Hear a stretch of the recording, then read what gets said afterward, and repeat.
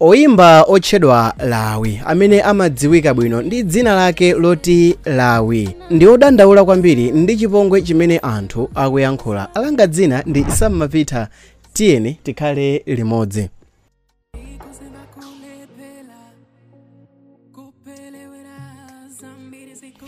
Oyimba amene ndi Lawi, oyimba uyu odziwika bwinoyi akudandaula chipongwe chimene anthu akuyankhula.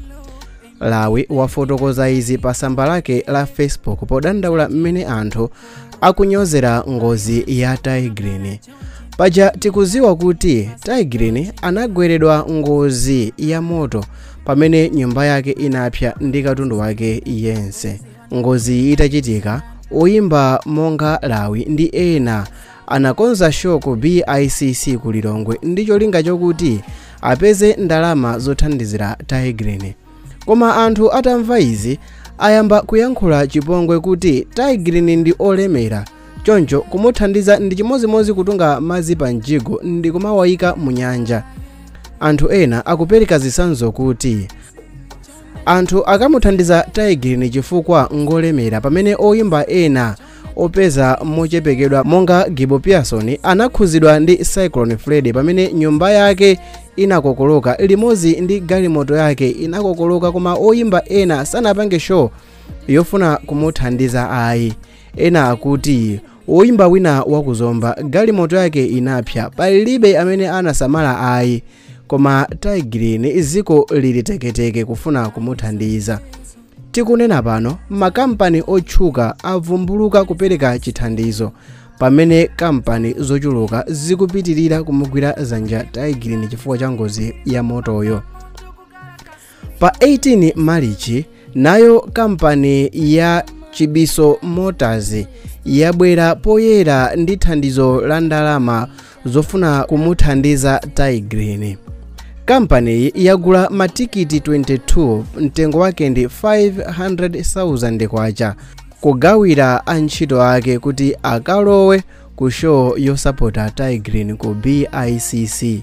Zonsezi pofuna kumugwira dzanja kaswiri oyimbayo. Koma zipongwe zimene anthu ena akuyankhula ponena kuti Tigrine ndi olemera, sakufunikira fundraising.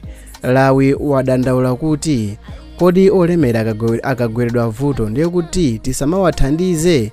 Iyeyo wanenesa kuti show yokapeza ndalama zothandizira Tigrine ilipo ndithu, ndipo anthu monga Gwamba, Lawi, Lulu, Agide komanso KOK kuphatikizapo Temwa ndi amene akaonekere ku show imeneyi, ndi amene akonzeka kuti BICC pa 5 April akayipase moto unande kukachema ku show imeneyi, imene cholinga chake ndi chofuna kuthandiza Tigrine. Pamene anthu ochuluka osapota nyimbo akumafunsafunso lakuti kodi zikanakhala kuti zinachitika kwa wina wake osakhala oyimba olemera chonchi, ndi bwenzi anthunso mutathamanga motere.